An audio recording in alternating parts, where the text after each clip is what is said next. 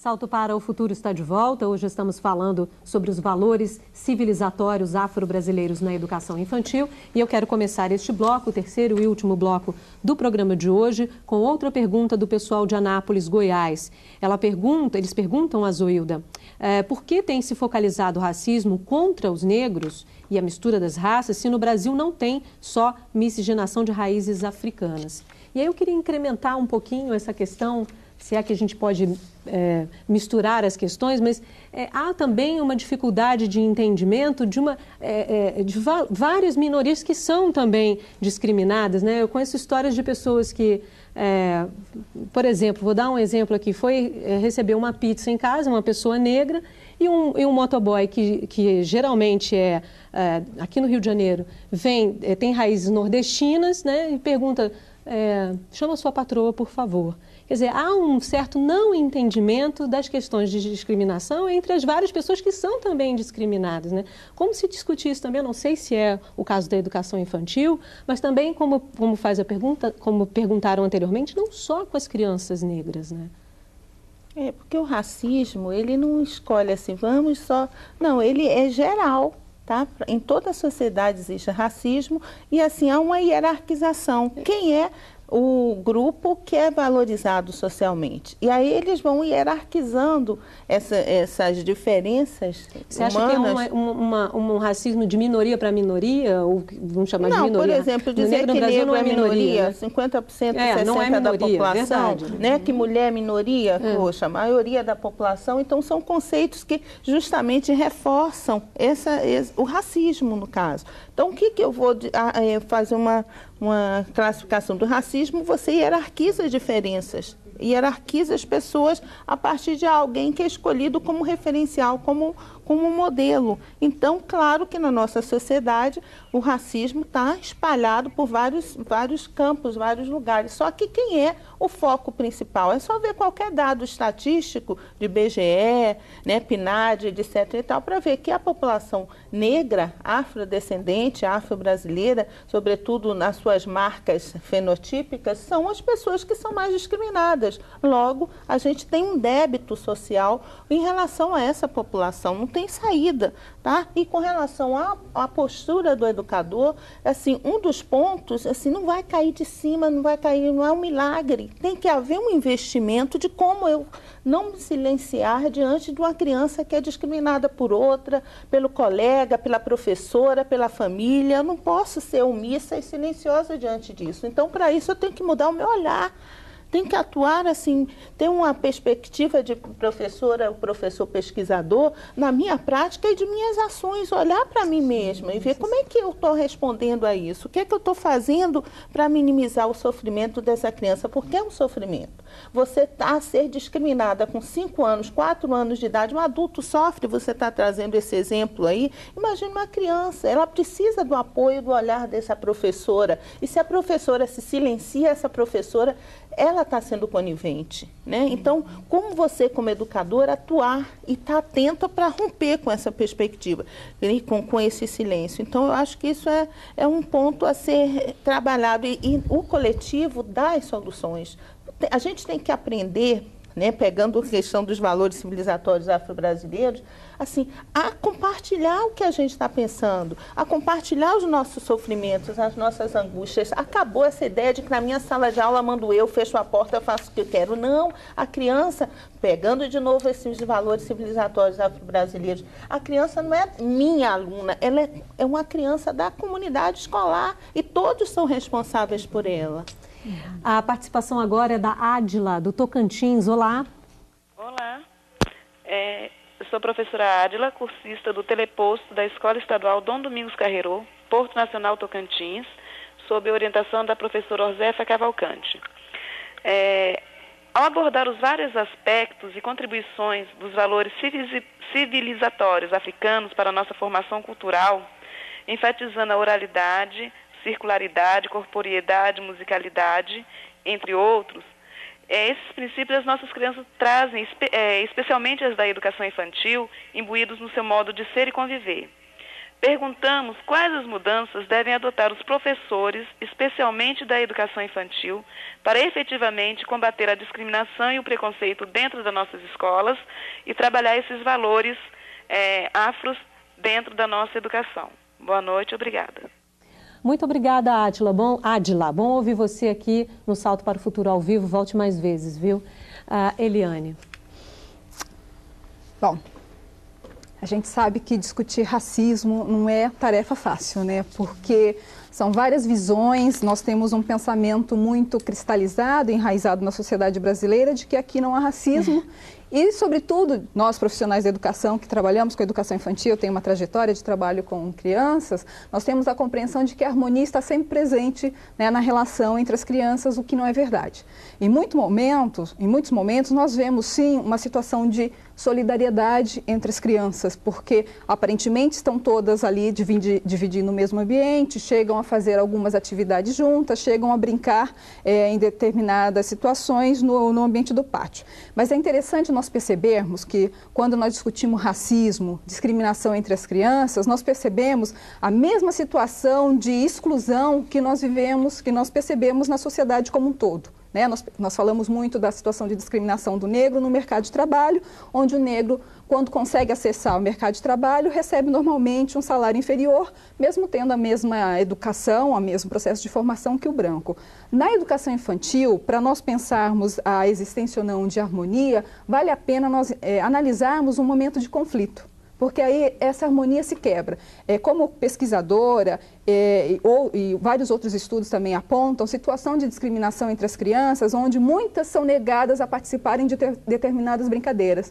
Os profissionais da educação podem perceber isso na época de organizar a festa junina, onde muitas crianças negras são deixadas de lado, não são escolhidas, né, para formarem pares. O príncipe e a princesa não podem ser negros, a lourinha ou geralmente o branquinho. E mesmo quando estão se constituindo os grupos para fazerem determinados trabalhos nas escolas, as crianças negras são as últimas a serem incorporadas por esse grupo. Então, a questão, eu penso, na educação infantil, nós também perdemos um pouco deste olhar mágico, onde as crianças não se discriminam. Não é verdade. Tem muitas situações de discriminação que aparecem mais como situação de violência no cotidiano escolar e, infelizmente, nós profissionais da educação não paramos para perguntar para a criança o porquê uma bateu na outra, por que a criança apanhou.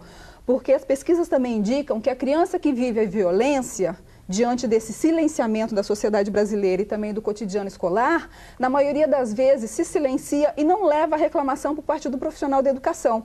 Mas a criança que vive a violência pode também, em muitas situações, repetir a violência através de uma violência física. Ou seja, a criança negra que é impedida de fazer parte de um grupo, a criança negra que é xingada, que é racizada na escola, ela pode se morder, ela pode chutar, mas ela não vai ter, dificilmente ela terá, condições de verbalizar essa violência que ela sofreu. Mas a professora, o professor da educação infantil vai perceber a mordida, vai perceber o chute e não vai perceber o que antecedeu aquela violência. Então, assim, pensar o combate ao racismo na educação procurar primeiro analisar se essa harmonia vivida na escola, ela de fato é real.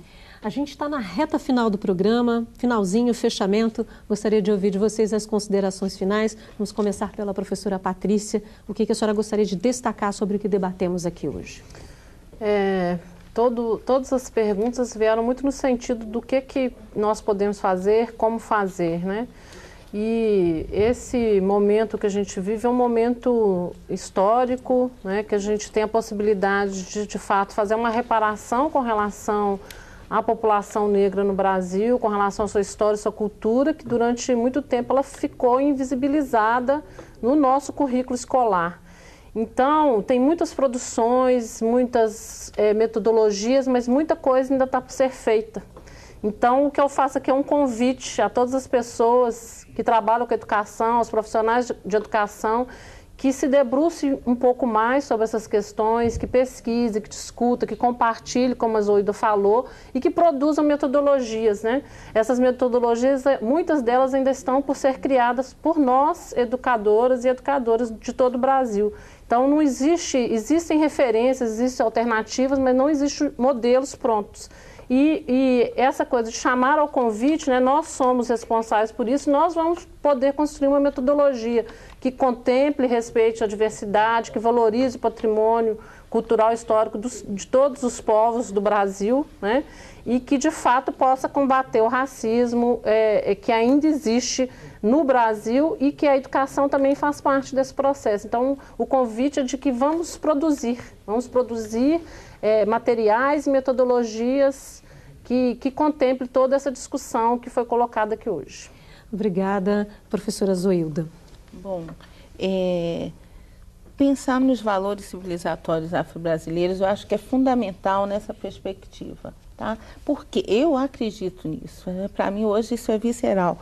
Se você incorpora no cotidiano o princípio do axé, da energia vital, do respeito à vida, do respeito à diferença, do respeito ao outro, no seu cotidiano, no seu olhar em relação à vida, em relação à criança, em relação a você mesmo, imagine se a professora ou professor se sentir alguém tão importante que ele pode, e saber da sua importância como alguém que pode favorecer a vida daquela criança, ela muda a prática. E vice-versa, vai se instituir no cotidiano uma relação de respeito. Se ela valoriza, por exemplo, o corpo do outro, o seu próprio corpo, como respeito às potencialidades, às possibilidades desse corpo. Isso marca uma diferença. Você não é mais a escola e a educação do ouvir, copiar e anotar. Não, você passa a ter uma outra dimensão corporal na escola e de respeito. Se você vê a ludicidade, o respeito à ancestralidade, a quem me antecedeu, e eu com continuidade, eu estou deixando o mundo para outros que virão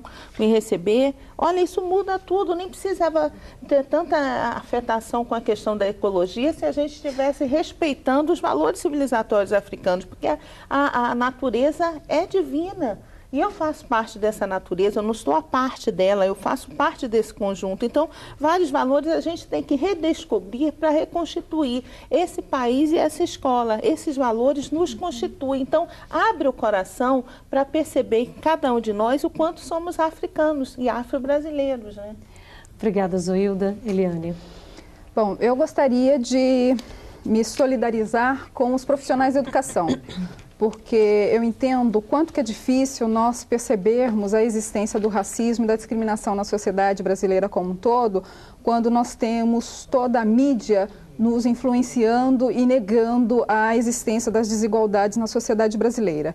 Mas no momento em que nós temos a obrigatoriedade do ensino da educação para as relações étnico-raciais, o ensino também de história e cultura afro-brasileira no sistema de ensino como um todo, eu entendo que não dá mais para nós profissionais de educação não estarmos comprometidos de fato com esse processo de transformação. A solidariedade, né, o princípio da solidariedade requer a aceitação das pessoas, a aceitação das diferenças, tolerância, respeito. E é isso que eu venho aqui oferecer. Acho que nós estamos aqui nessa posição de apoio. O trabalho do Ministério, enquanto órgão do governo federal, é um trabalho de apoio técnico e financeiro. E nós, pesquisadores que trabalhamos com educação antirracista, temos essa postura de dialogar com os profissionais de educação, entendendo as dificuldades nossas de trabalhar, de combater o racismo na escola. Mas eu vou terminar citando um trechinho de Paulo Freire, que ele diz que se a educação não muda sozinha a sociedade, sem ela tampouco a sociedade muda. Se a nossa opção é pela vida e não pela morte, pela equidade e não pela injustiça, não temos outra opção senão encarná-la, diminuindo assim a distância entre o que fazemos e o que dizemos. Eu acho que estamos nesse momento de fato, aplicarmos no nosso cotidiano escolar, de valorizarmos a diversidade presente na sociedade brasileira, entendendo que este é um processo indispensável para a constituição, para a implementação e realização de uma educação com qualidade para todos. Obrigada. Bom, o Salto para o Futuro de hoje fica por aqui. Eu agradeço as presenças da Zoilda Loreto Trindade, professora da Universidade Estácio de Sá, da Eliane Cavaleiro, coordenadora geral de Diversidade e Inclusão Social do Ministério da Educação, e da Patrícia Santana, coordenadora do Núcleo de Relações Étnico-Raciais e de Gênero da Secretaria de Educação de Belo Horizonte. No programa de amanhã vamos falar sobre africanidades na organização educacional em comunidades quilombolas. E a gente encerra o programa de hoje falando sobre capoeira, o quilombo dos Palmares, que se estabeleceu entre Alagoas e Pernambuco no século XVII, ficou conhecido como exemplo de resistência de africanos escravizados e de outros grupos excluídos. Lá, dizem os historiadores, pode ter sido o berço da capoeira. Capoeira é uma palavra de origem tupi. Significa a vegetação que nasce após a derrubada de uma floresta. No Brasil, esse nome foi dado ao jogo de Angola. Usados como defesa contra os castigos impostos aos escravizados, os movimentos da luta foram disfarçados para não levantar suspeitas. A ideia era deixá-los parecidos com passos de dança. Durante décadas, a capoeira foi proibida no Brasil. A liberação da prática veio nos anos 30, quando uma variação mais voltada para o esporte foi apresentada ao presidente Getúlio Vargas. Atualmente, vários grupos de resistência cultural mantêm a tradição e tratam a capoeira como uma forma de expressão corporal de indivíduos e grupos. Nessa creche, no Rio de Janeiro, esses pequenos aprendizes de capoeiristas veem na ginga e nos movimentos uma grande brincadeira. Quando a gente utiliza isso, a gente conta a origem. Quem é que originou essa dança? Que a capoeira ela não veio como uma dança, ela veio como uma luta, né, de resistência. Aqui no Brasil, de onde vem, que na Bahia é o centro maior de dança hoje da capoeira. Então a gente participa isso com as crianças.